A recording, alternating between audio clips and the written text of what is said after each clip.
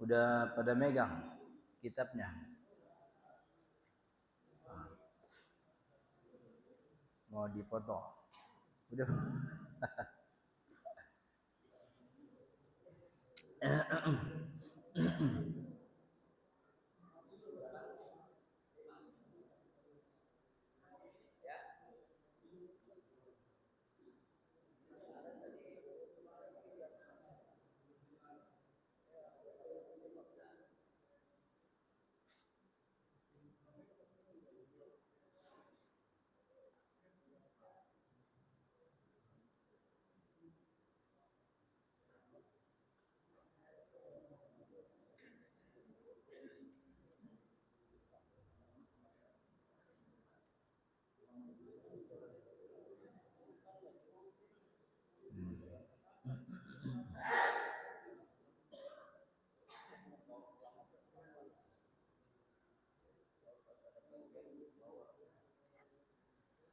Bismillahirrahmanirrahim. Assalamualaikum warahmatullahi wabarakatuh. Alhamdulillahi rabbil alamin. Nahmaduhu wa nasta'inuhu wa nastaghfiruh. Allahumma salli wa sallim wa barik ala sayyidina Muhammadin, amma ba'du. Qala al-musannifu rahimahullahu ta'ala wa nafa'ana bihi wa bi'ulumihi fid dharain amin ya rabbal alamin. Faslun wasiwaku mustahabbun fi kulli halin. Ya. Halaman berapa tuh? Halaman 4 baris ke-6. Halaman 4 baris ke-6 ini fasalnya baru. Fasal yang ketiga. Fasal baru wasiwaku dan siwak mustahabun itu disunnahkan fi kulli halin dalam setiap keadaan, fi dalam kulli setiap halin keadaan, dalam setiap keadaan. Tapi siwak yang disebut di sini ini siwak pekerjaan. Jadi siwak ini bukan benda, tapi siwak ini pekerjaan. Pekerjaan siwak itu membersihkan gigi, itu namanya pekerjaan siwak. Jadi yang disunnahkan itu bukan kayu, yang disunnahkan bukan apa? Yang disunnahkan itu perbuatan menyikat gigi atau perbuatan membersihkan gigi. Jadi jangan diartiin siwak-siwak, apa kayu siwak tuh yang apa namanya? Sebab yang dipakai untuk bersiwak itu namanya bukan siwak, itu namanya udun. Ain waw dal udun. Bahasa Indonesianya potekan batang pohon. Ud. Potekan. Iya. Dulu Nabi Muhammad SAW itu kayunya itu diambil dari pohon namanya pohon arok.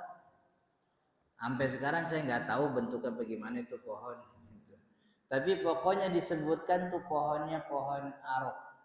Gitu. Saya juga nggak yakin nih siwak-siwak yang nyampe ke Indonesia ini beneran dari pohon arok apa bukan? Apa jangan-jangan pohonnya juga udah nggak ada tuh? Ya, jangan-jangan tuh tibang batang pohon di pinggir jalan ini potek-potekin kan. Nyampe ada kes. Jadi yang dimaksud siwak di sini bukan kayunya, tapi pekerjaannya. Pekerjaan siwak itu pekerjaan membersihkan gigi. Wasiwaku pekerjaan membersihkan gigi mustahabun itu disunnahkan. Mustahabun artinya disunnahkan, bisa juga artinya dianjurkan, bisa juga artinya disukai, bisa juga artinya diminta untuk melakukan. bisa juga artinya dimotivasi untuk diperbuat. Itu namanya mustahabun. Fi kulli halin, dalam setiap keadaan. Jadi membersihkan gigi itu sunnah, dapat pahala dalam setiap keadaan.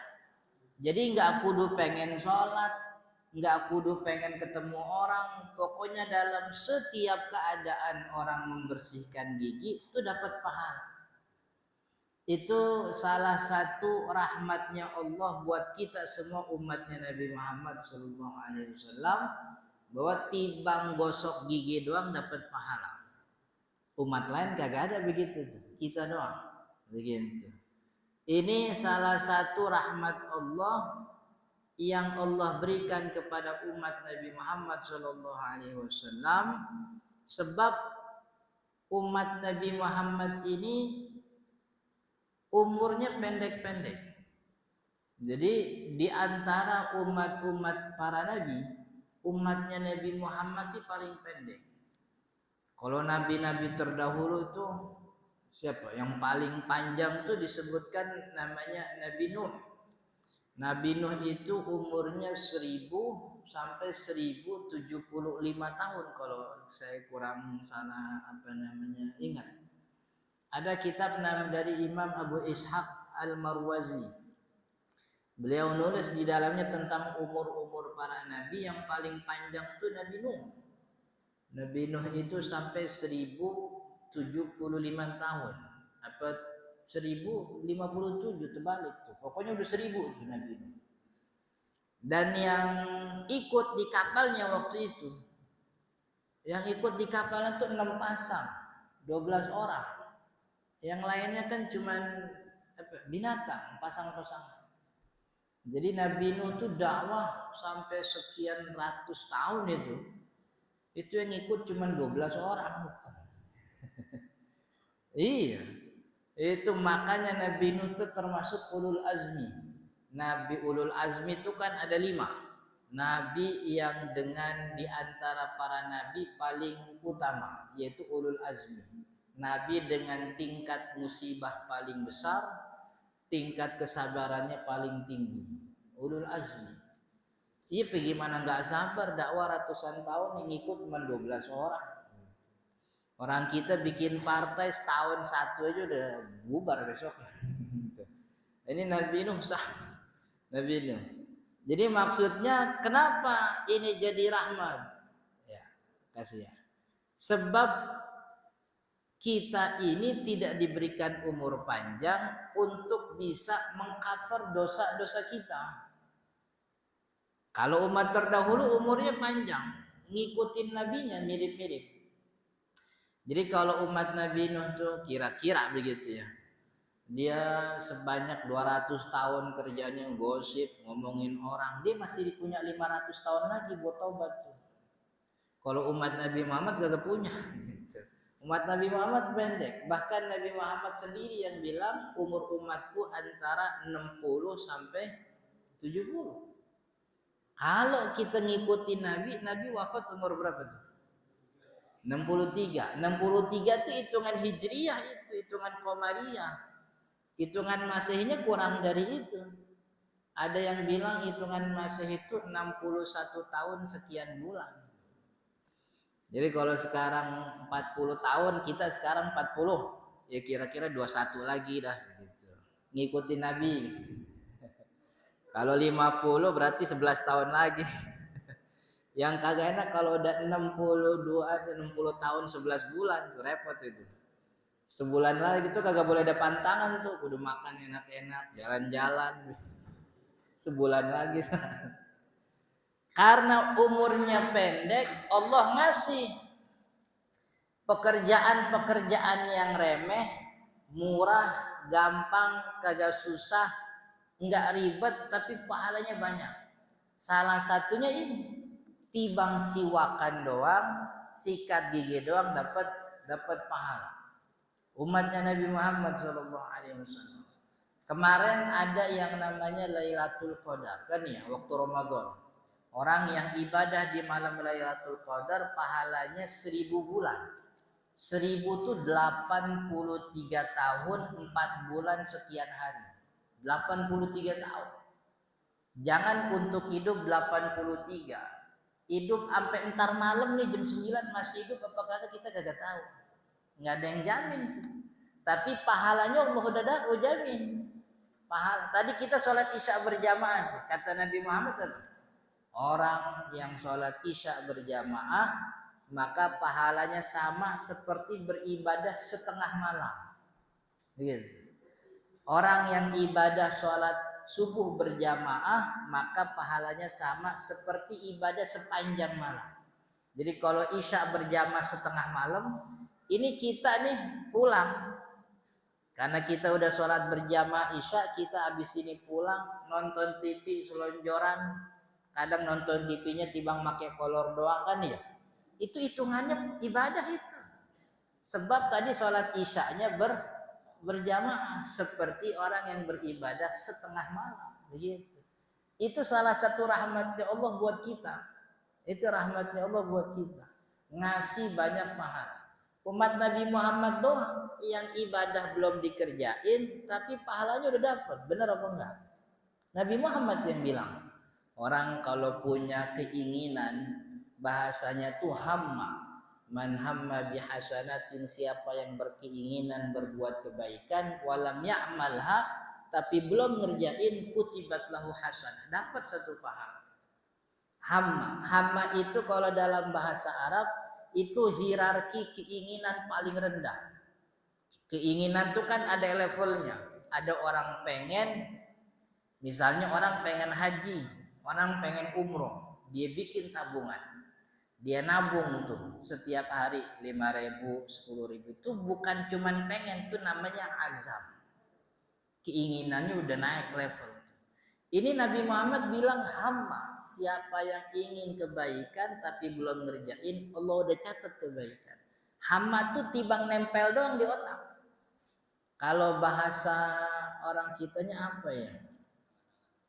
Baru ngeh doang begitu. Ini dapat WhatsApp nih. Hadirilah pengajian malam minggu. Muncul di dalam hati. Ntar gua hadir dah. Gitu. Tibang begitu doang tuh. Ntar gua hadir lah. Gitu. Urusan hari minggu ntar dia lupa lagi kagak jadi urusan. Pokoknya pas dia dapat, ntar gua pengen nih hadir sini. Gitu. Itu dapat tuh pahala itu. Dapat pahala. Makanya ada namanya kitab Ar-Risalah Al-Mu'awanah, itu karangan Habib Abdullah Al-Haddad, pengarang Rotib Al-Haddad tuh punya kitab tasawuf namanya Risalah Mu'awanah. Salah satu isinya itu kalimatnya orang muslim itu sebaik-baik muslim itu adalah yang mempunyai niat banyak, yang memperbanyak niat-niat kebaikan. Aksiru minan nawaya shalihah. Perbanyaklah kalian semua niat-niat kebaikan. Jadi pengen kebaikan tuh kudu dibanyak. Ngelihat anak dibeliin donat pagi-pagi seneng. Nah, besok beli donat lagi dah. Dapat tuh pahala. Tujuannya nyenengin anak kan.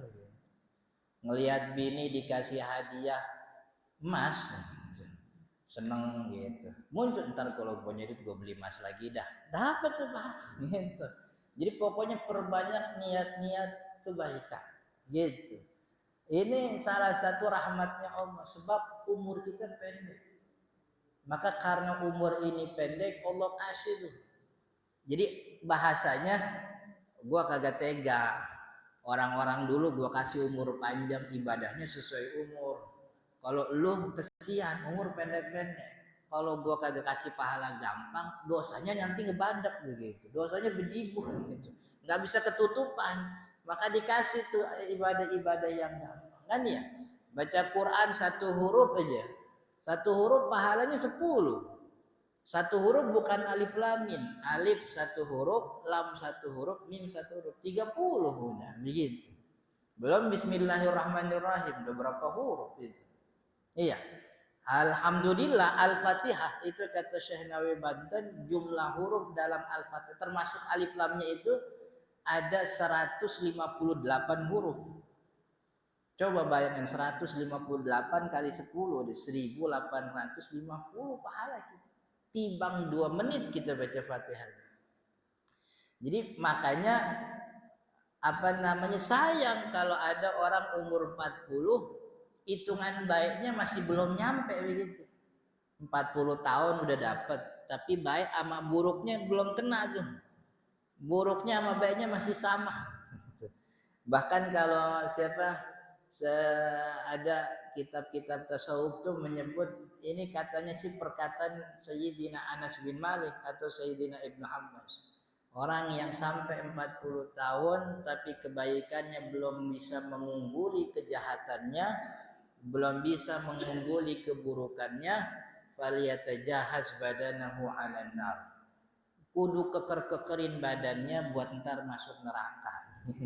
Dikekerin badannya soalnya mau digebukin. Ini bukan berarti jadi ancaman. Wah, orang kalau 40 kagak bisa tobat. Cuman ini Sayyidina Anas nih pengen bilang, jadi umat muslim tuh pahala gampang. Tibang senyum doang berpahala. Tibang senyum aja. Kenal kagak, tibang senyum dapat pahala begitu. Iya. Maka itu ini rahmat Allah. Termasuk di dalam syariat Islam tuh yang namanya istinja. Tahu istinja? Cebok. Itu kan ibadah.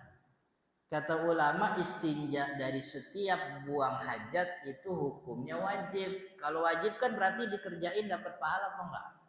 Dapat dikerjain dapat pahala, kalau kagak dikerjain malah dosa. Artinya setiap kita buang air cebok ada pahalanya. Maka kapan waktu kalau kita lagi kena mencret-mencret gitu, jangan emang kurang sedekah kemarin diajakin ibadah mulu akhir sekarang ini. Iya, cebok lagi, pahala lagi kan begitu. 5 menit pengen bebek lagi, akhirnya pahala lagi begitu. Itu kan husnuzonnya kudu begitu. Biar hidup enak kan ya, husnuzon.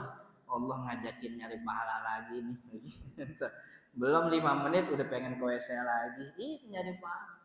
Jadi husnuzon, dan memang ini salah satu rahmat Allah ngasih kita pahala yang gampang. Termasuk siwak. Bahkan siwak sikat gigi ini bukan cuman bukan cuman soal ibadah. Orang tuh senang, artinya dia bisa menjaga kesehatan. Kesehatannya terjaga, dapat juga pahala. Yang kata Nabi Muhammad SAW, siwak itu matharatun lil fami, dia bisa mensucikan mulut, marghatun lirabbi, dan dia bisa mendatangkan ridhonya Allah. Jadi siwak itu bisa mendatangkan ridho Allah. Sikat gigi itu mendatangkan siwak Allah. Fi kulli halin, dalam setiap keadaan. Kita baca lagi terusannya. Illa, kecuali ba'da zawali, ba'da setelah az-zawali. Zawal ini tergelincir matahari waktu zuhur. Jadi maksudnya siwak nih, sikat gigi sunnah dalam setiap keadaan. Mau makan, habis makan, sebelum makan, mau tidur, bangun tidur, ketemu orang, habis ketemu orang. Kecuali, nggak jadi sunnah nih, kecuali ba'da zawali, setelah zuhur, lissaimi, bagi orang yang puasa. Kalau orang yang puasa, habis johor udah kagak sunnah lagi. Tapi ini puasanya puasa wajib, kata Imam Syafi'i begitu. Kenapa kalau habis johor udah kagak sunnah lagi? Kan kita sikat gigi, siwakan ini karena emang biar dapat ridhonya Allah. Allah yang nyuruh begitu. Melalui nabinya bilang itu siwak tuh ngebersihin mulut sekaligus bikin Allah ridho. Tapi Allah juga bilang melalui nabinya dalam sabda Nabi Muhammad bilang gimana? La khulufu famir shaimi atyabu min rihil miski indallah. Baunya mulut orang yang puasa itu lebih disukai kepada Allah dibanding bau misk. Kapan kira-kira orang kalau lagi puasa baunya tuh udah mulai muncul? Baunya tuh kira-kira ya udah siang. Kalau pagi masih dekat sama makan, kan ya? Pagi masih dekat sama mandi. Jadi aromanya tuh masih belum bau amat begitu. Ntar udah rada siang baru ketemu baunya. Ini bau begini ini Allah demen begitu. Maka bagi orang yang puasa tidak ada kesunahan lagi setelah zuhur. Tapi kata Imam Syafi'i ini puasanya puasa wajib kayak Ramadan. Puasa Ramadan, puasa qada. Kalau puasa sunnah Senin Kemis itu tetap si waktu sampai kapan aja tetap sunnah. Sikat gigi. Alasannya kenapa? Alasannya begini kata Imam Syafi'i. Kalau orang puasa wajib, habis zuhur kecium bau mulutnya kagak enak, nggak usah malu, nggak usah minder, karena semua orang lagi puasa, paham semua orang, gitu. Tapi kalau habis zuhur dia lagi di puasa sunnah, orang-orang kagak ada yang puasa, dia puasa Senin Kemis atau puasa apalah puasa sunnah. Kecium bau mulutnya sebab dia berpuasa, takutnya dibisikin sama setan. Gimana dibisikin sama setan? Gara-gara orang nyium bau mulutnya, dia nyombong ibadah sunnahnya. Ini mohon maaf Pak Haji, saya emang kalau Senin mah biasanya puasa gitu. Ini kalau ada bau nih mohon maaf. Padahal kagak ada yang nanya begitu. Cuman setan ngebisik. Itu yang dikhawatirkan Imam Syafi'i begitu. Kalau habis zuhur tetap sunnah siwak. Kan lagi puasa. Kalau puasa sunnah mah bisa-bisanya jangan sampai orang tahu kalau kita lagi ibadah. Kalau dia tahu nanti kita akhirnya dibisikin setan jadi sombong, gitu. Jadi sombong. Setan tuh ibadah yang udah sekian tahun lewat aja masih diingetin. Nyampe dia masjid, dulu tiangnya gue nyumbang nih di sini, gitu. Itu udah lewat 20 tahun kan. Setan bisikin lagi, dulu gue nyumbang nih. Kan iya. Maka supaya tidak ada jalan setan mempengaruhi ibadah kita, tutup jalan-jalannya gimana? Salah satu cara kalau lagi puasa sikat gigi aja. Biar orang pada nggak nyium itu bau puasa sehingga setan nggak jadi muncul bikin sombong-sombongan gitu. Tapi kan ini bagi orang yang kalau dia puasa sunnah masih kerja, puasa sunnah masih keluar, masih kerja. Kalau dia puasa sunnah tapi di dalam-dalam aja, misalnya emang kerjaannya di dalam apa kalau bahasa kita WFH kan ya, atau kerjanya emang dagang, nggak kemana-mana, maka sama hukumnya kalau habis zuhur jangan jangan siwak, jangan sikat gigi. Sebab orang kayak gini kan nggak punya kemungkinan sombong. Dia sombong sama siapa coba di rumah sendiri? Sama bini kan orang kagak mungkin sombong sama bini. Orang keren-kerenan depan bini ada gitu kan kagak. Bini kan tidak pernah terkesan sama suaminya kan. Kan ya, kalau bahasa orang kampung saya, bini tuh tahu kita setai-tainya kan begitu. Setai-tainya dia tahu begitu. Maka kita tuh gak usah sok-sok kan keren kan ya. Artinya gak usah sok-sokan sok banyak ibadah, sok banyak dibikin terkesan. Artinya kalau orang ini puasa sunnah tapi masih keluar, masih bekerja, tetap sikat gigi begitu. Supaya apa? Supaya setan kagak ngikutin, kemudian orang nyaman di dekatnya begitu. Maka itu kan syariat sholat sunnah kan juga di rumah. Kan ya, sholat duha, sholat witir, walaupun ada beberapa pengecualian gitu. Tapi pada intinya yang bagus tuh sholat tahajud tuh kan di rumah, kan ya. Sholat baiknya di rumah kalau sholat sunnah. Jadi ini maksudnya sunnah dalam setiap keadaan, tapi kalau bagi orang yang puasa habis zuhur udah kagak sunnah lagi. Tapi kalau tetap sikat gigi Ustaz, makruh, nggak batal sih puasanya. Ya cuman kalau lagi sikat gigi dirasa-rasa ditelan batal tuh puasa. Tapi kalau timbang bekasnya doang, sikat gigi udah beres. Cuman ada aroma, ada bekasnya, itu sih bukan bendanya. Itu kalau bahasa kitab namanya asar. Asar tuh apa? Ya bekas. Kalau bekas mah nggak ada masalah. Itu nama kayak orang lagi puasa. Pagi-pagi dia berangkat kantor. Lewat depan rumah makan Padang. Kan rumah makan Padang biar lagi puasa bakar ayam tetap pagi-pagi itu dia. Kan ya, bakar.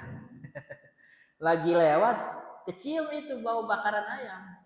Diisep apa kagak? Diisep, orang kagak bisa menghindar kan ya. Emang udah jalannya begitu. Nah, itu nggak batal puasanya, sebab yang diisep tuh bukan barang, bukan benda, bukan ain. Yang diisep tuh asarnya aja, efek daripada itu. Kita lewat lagi naik Transjakarta, naik kereta, naik angkot, di pinggir perempuan wanginya minta ampun. Gitu. Lagi puasa kita, kira-kira batal apa nggak puasa kita? Kagak. Itu yang kecium tuh yang masuk ke hidung bukan parfumnya, itu asap, efek dari parfumnya, gitu. Kecuali emang parfumnya kita telan tuh, kita minum tuh batal tuh puasanya. Jadi kalau orang yang puasa habis zohor dia sikat gigi, makruh, puasanya nggak batal, cuman dimakruhkan. Kita terusin lagi, wa huwa fi salasati mawadhi'a, dan yang namanya siwak itu fi salasati, dalam 3 mawadhi'a, kondisi, dalam 3 kondisi, asyaddu, sangat, istihbaban, sangat disukai, sangat diminta, sangat dianjurkan. Jadi dianjurkan dalam setiap keadaan, tapi kalau 3 ini banget sunnahnya, sunnah muakkadah. Di keadaan yang tidak 3 ini keadaannya sunnah. Tapi kalau 3 ini sangat disunnahkan, sunnah muakkadah. Apa itu 3 keadaan tersebut? Yang pertama, inda taghayyuril fami min azmin wa ghairihi. Inda, ketika taghayyuril fami, berubah aroma mulut. Aroma fam itu mulut, aroma maksudnya area mulut ini berubah. Min azmin, kenapa berubah? Sebab azmin, ketika berubahnya mulut atau kondisi mulut, min azmin, karena sebab azmin itu diam lama, artinya tidak melakukan aktivitas. Itu mulut nggak makan, nggak minum, kagak ngomong begitu, itu tidak melakukan aktivitas, akhirnya mulutnya tuh mengeluarkan aroma, berubah aromanya. Wa ghairihi, atau selain azmin, selain diam lama. Apa selain diam lama yang bikin aroma mulut berubah? Ya makan. Apalagi makan makanan yang punya aroma sangat menyekat, bawang goreng, duren, apalagi itu. Iya. Kalau jengkol sih pas dimakan kagak bau-bau amat. Dia setelah itu habis itu jengkol. Pas dibuang lagi tuh bang. Iya. Jadi pada intinya sangat disunahkan kalau mulut sudah mulai berubah karena diam lama, dari pagi habis sholat, habis mandi pagi sholat duha. Habis sholat duha dia diam, dia baca-baca buku, dia wirid, nggak ada yang dikerjain sampai zuhur. Nah itu kan mulai berubah tuh aromanya. Yang kedua, indal qiyami minan naumi. Yang kedua, amat sangat disunnahkan indal qiyami, ketika al-qiyam, ketika bangun. Al-qiyam itu bangun, minan naumi, dari tidur, bangun tidur. Dan ini tidak terbatas bangun tidur malam. Pokoknya kalau bangun tidur amat sangat dianjurkan sikat gigi, siwak. Jadi siwak sama sikat gigi sama. Sebab kita itu tidak ibadah dengan kayunya, tapi kita ibadah dengan maksud dan tujuan syariat siwak. Syariat siwak itu tujuannya membersihkan gigi, menghilangkan bau mulut. Maka dengan apapun itu bisa terjadi, dapat sunnahnya. Bahkan di kitab-kitab fikih siwak itu sah, hatta walaupun cuman make jari jemari dia.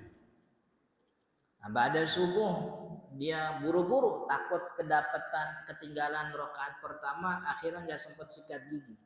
Ya udah, sambil wudhu di ini sikat pakai tangan. Atau kata ulama boleh juga dengan torfu imamatin, ujung sorbannya, ujung sorban, gitu. Atau kalau ujung sorban boleh, berarti pakai ujung baju. Dulu ada ini namanya, kalau orang Arab nih, ini lubang tangan ini kan gede nih, gamis ini. Ini namanya kum. Ini lubang tangan namanya kum. Itu. Nih orok masuk sini bisa nih gitu. Pokoknya gede. Nah ini dengan ujung kum juga bisa. Itu di apa namanya dibolehkan. Bahkan kata Imam Taqiyuddin Alis di kitab Kifayatul Akhyar, wa bikulli syai'in khashinin. Dengan apapun yang penting benda itu kasar. Kasar tuh maksudnya bisa ngangkat kotoran begitu. Apapun. Tapi jangan pakai amplas juga begitu. Amplas sih kasar benar tuh. Cuman kasarnya kebangetan kasar itu giginya jadi halus ya. Jadi pokoknya dengan artinya jangan dipahami kok pakai siwak. Tapi kalau yang mau pakai siwak ya bagus nggak apa-apa. Cuman kalau pakai siwak nih kudu tahu teknisnya atau tekniknya biar benar-benar hilang kotoran gitu. Caranya, tekniknya dan posisinya serta apa ritmenya tuh atas bawah. Mulai dari sisi kanan, atas bawah, apa atas bawah terus sampai pinggir. Begitu. Kemudian belakang, belakang atas. Begitu lagi sampai kemudian belakang, belakang bawah. Begitu. Habis itu dijilat itunya apa namanya? Gitu. Tapi ininya harus dicuci dengan air hangat. Gitu. Jadi ujungnya itu apa sih kalau bahas di apa namanya dibejek pakai gigi geraham dulu ujungnya tuh dibejek dulu apa kalau ditahnik kalau bahasa itunya ditahnik nanti ujungnya tuh kan udah mulai lunak tuh udah pecah-pecah nah ini yang kemudian diairin kasih air begitu tapi kalau kita nggak bisa pakai siwak pakai sikat gigi aja nggak ada masalah jadi yang kedua ketika bangun dari tidur wa'in dan yang ketiga paling dianjurkan indal qiyami ketika mendirikan ila shalah untuk sholat. Jadi mau berangkat sholat. Tapi mau berangkat sholat ini diartikan dua oleh ulama. Pertama, artinya mendirikan sholat itu ketika orang udah berdiri mau takbiratul ihram. Kan biasa tuh kalau udah berdiri mau takbiratul ihram, ada beberapa ulama kita, guru kita buka jubahnya ngambil itu siwak gitu. Itu kalau mazhab Syafi'i begitu memang. Tapi mau berangkat sholat juga diartikan oleh ulama ketika wudhu. Ketika wudhu. Kan riwayat dari Nabi Muhammad kan ada dua. Laula an asyqa ala ummati la amartuhum bisiwaki inda kulli sholat. Seandainya tidak memberatkan umatku, aku pengen suruh mereka setiap kali sholat siwak kan begitu. Tapi di hadis lain bukan sholat. Di hadis lain itu laula an asyqa ala ummati la amartuhum bisiwaki inda kulli wudu. Kalau kagak ngeberatin umat, saya pengen nyuruh setiap kali wudu siwak. Setiap kali wudu. Nah ada ulama mazhab Imam Malik itu bilang bahwa maksudnya menuju sholat itu bukan pas mau takbiratul ihram siwakan. Jadi maksudnya menuju sholat tuh pas lagi wudu. Gitu. Lagi wudu. Kenapa? Lagi udah mau berdiri takbiratul ihram justru bukan sunnah. Ini kata sebahagian al-Malikiyah. Salah satunya Imam Ibnu Rushd, kakek. Kan Ibnu Rushd itu ada dua, ada Ibnu Rushd cucu, ada Ibnu Rushd kakek. Ibnu Rushd yang kakeknya. Ibnu Rushd itu dia bilang siwak itu pekerjaan membersihkan kotoran. Dan membersihkan kotoran tuh kagak cocok kalau dikerjain orang udah di dalam masjid gitu. Saya pikir iya juga ini bagus. Dan kita tidak hampir tidak pernah diomongin bahwa yang namanya wudhu itu salah satu sunnah wudhu kan siwak. Gitu. Jadi siwak tuh bukan cuma takbiratul menjelang takbiratul ihram, tapi siwak juga ada di wudhu. Maka saya sih lebih bagus kalau orang dua-duanya. Waktu wudhu dia sikat gigi, mau takbiratul ihram dia siwak. Gitu. Akhirnya takbiratul ihram kalau dia mau takbiratul ihram dia siwak itu siwaknya secukupnya. Sebab kalau siwak benar-benar siwak itu aromanya keluar.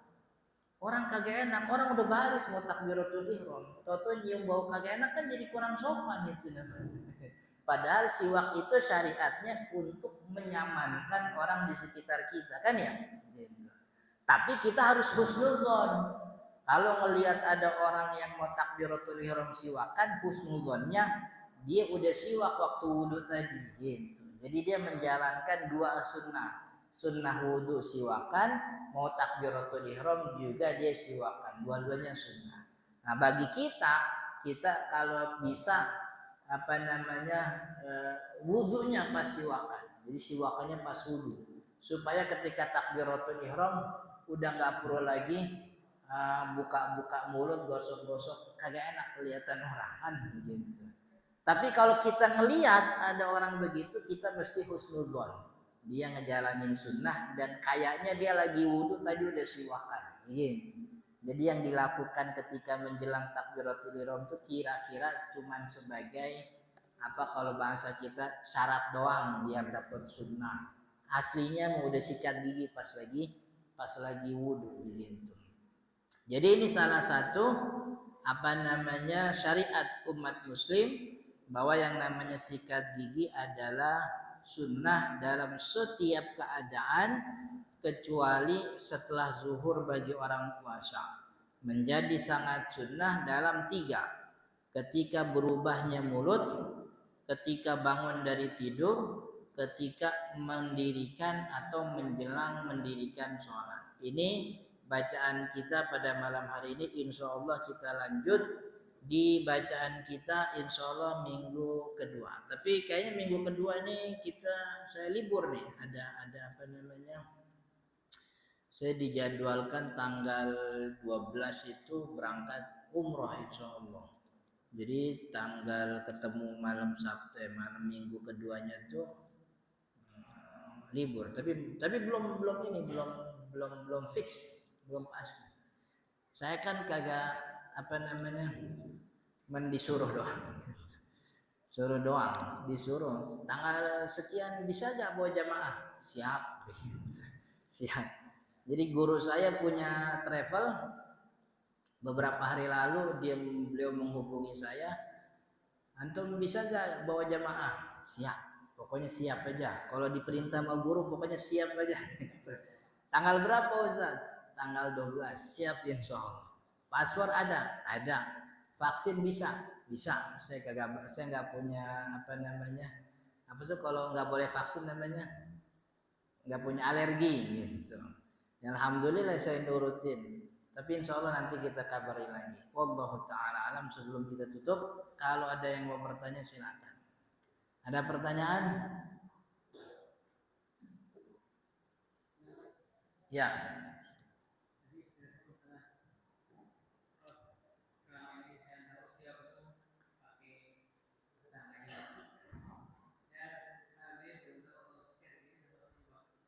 Ah.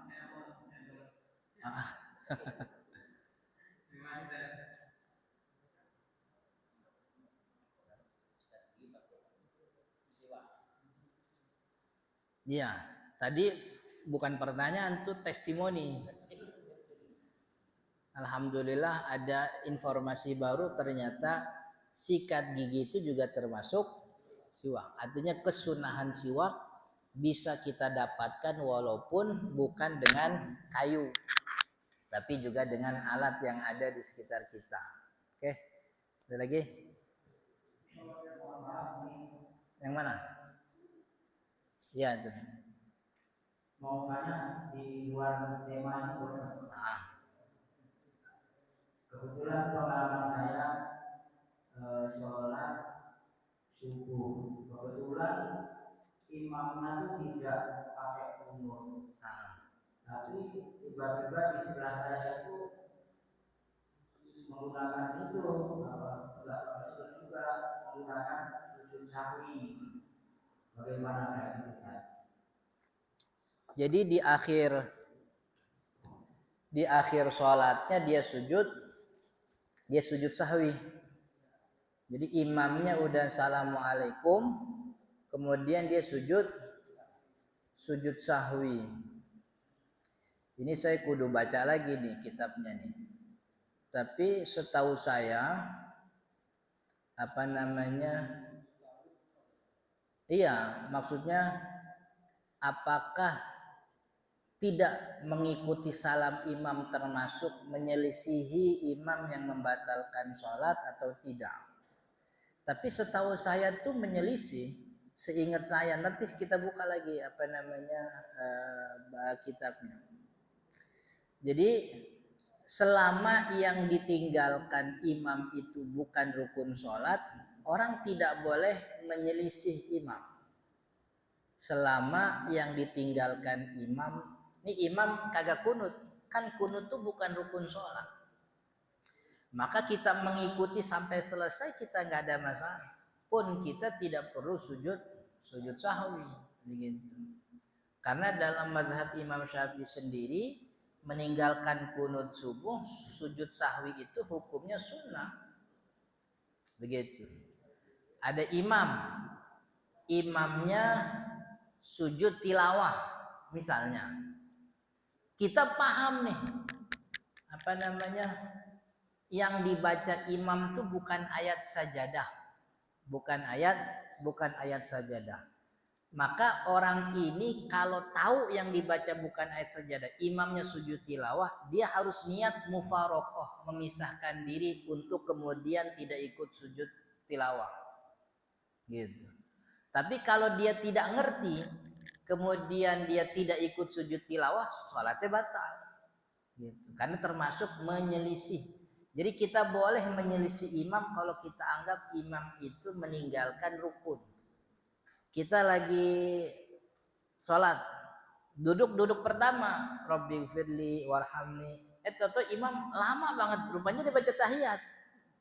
Udah ketahuan gitu kita boleh misah, langsung memisahkan diri sujud kedua, lalu berdiri sendiri lagi. Begitu. Tapi kalau imam meninggalkan, yang ditinggalkan imam bukan rukun sholat, begitu, kita nggak ada kebolehan memisahkan diri, nggak ada kebolehan juga kemudian menyelisih imam. Maka seingat saya kalau di akhir sholat, walaupun di akhir sholat dia sujud sahwi karena imam tidak kunut, seingat saya sholatnya jadi batal.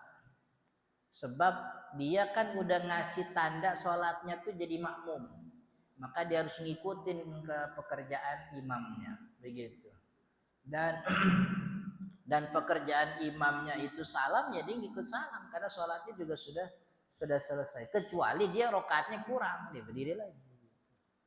Tapi insya Allah nanti kita buka lagi kitabnya. Ada lagi?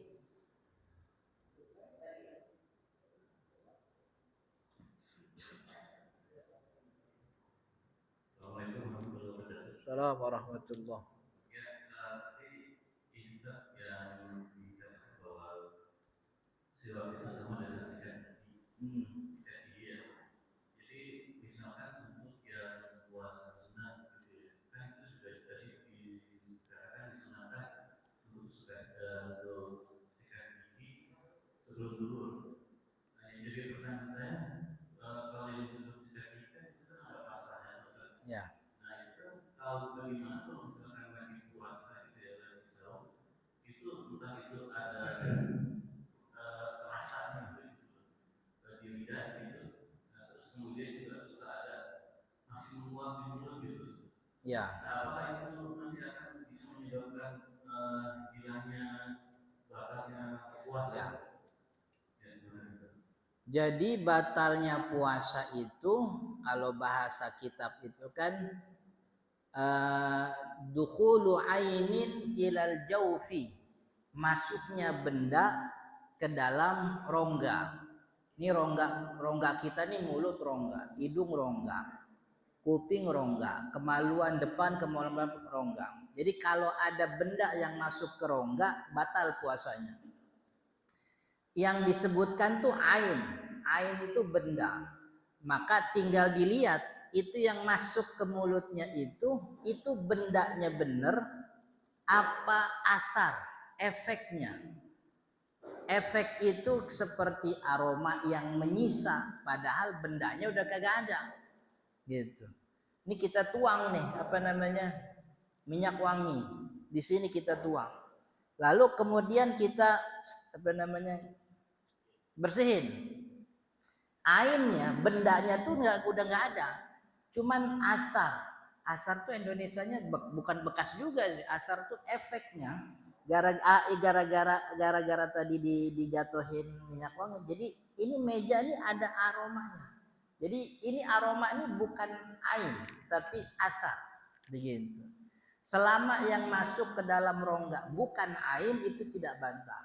Tadi contohnya sama, ketika orang lagi masuk angkot kemudian masuk ke hidungnya aroma wangi dari parfum wanita sebelahnya, kan nggak batal, sebab yang masuk ke dalam rongganya itu bukan bendanya tapi efek asar daripada bendanya. Lagi jalan tukang masakan Padang lagi bakar ayam gitu. Itu aromanya masuk ke hidung gitu. Sederhananya gini, kita masuk sama saja kalau kita masuk ke kamar mandi tapi bau jengkol, bau bau pipis, bau jengkol gitu. Kira-kira najis apa enggak tuh kamar mandi itu? Dilihat nya kagak ada, air kencingnya kagak ada. Itu namanya asar.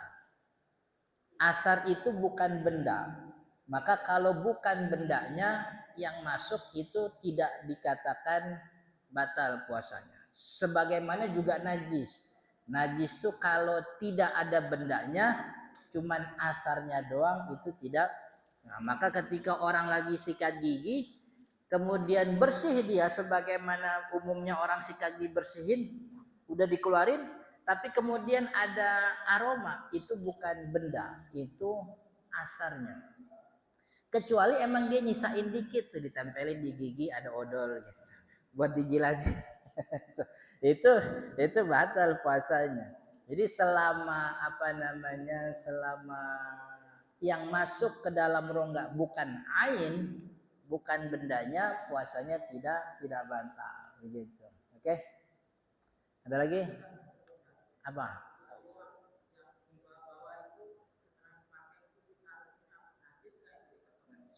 Enggak. Kan kotoran gigi juga bukan najis. Kotoran gigi ya kotoran tapi bukan najis. Enggak ada masalah. Jadi yang kotor belum tentu najis, yang najis belum tentu kotor gitu. Jadi kotoran gigi, makanya sunnahnya itu sebelum siwak digosok pakai air, habis siwak digosok lagi pakai air, gitu sunnahnya, gitu. Yang afdolnya itu begitu. Maka buat saya paling efektif kalau zaman sekarang itu sikat gigi. Iya. Dan ini sikat gigi ini mudah, maksudnya kita nggak perlu kita kemana nginep di mana, hotel nyediain sikat gigi, ada odolnya juga begitu. Kita kemana bisa beli sikat gigi di warung-warung. Jadi untuk tidak tidak menyanyiakan. Saya kalau di rumah begitu. Jadi kalau anak saya sikat gigi tadi gitu, saya anak bilang enggak kan gitu. Katanya kok nggak sikat gigi, kan tadi sore udah sikat gigi. Kata saya sikat gigi, kan sikat gigi 2 kali sehari, kata anak saya gitu. Di sekolah kan bilang begitu. Enggak, katanya sikat gigi itu 5 kali sehari. Saya bilang begitu. Sikat gigi 5 kali sehari. Pokoknya zuhur sikat gigi, asar sikat gigi, maghrib sikat gigi, isya sikat gigi. Saya kalau di rumah nih tahadus binikmah, kalau di rumah kagak kemana-mana, setiap mau sholat sikat gigi. Enggak, kalau gini kan lagi keluar nih. Kalau lagi di rumah tuh nggak ngapa-ngapain, subuhnya emang bangun tidur sikat gigi, zuhur mau ke mushola sikat gigi, asar sikat gigi gitu. Biar apa Ustaz? Biar Allah ridho aja kan gitu. Nabi Muhammad yang bilang sikat siwak itu membersihkan mulut dan mendatangkan ridho Allah. Jadi kalau bisa sikat gigi gitu. Oke? Sudah? Insya Allah kita lanjut di pertemuan akan datang. Mudah-mudahan bermanfaat. Subhanakallahumma wa bihamdika asyhadu an la ilaha illa anta astaghfiruka wa atubu ilaik. Assalamualaikum warahmatullahi wabarakatuh.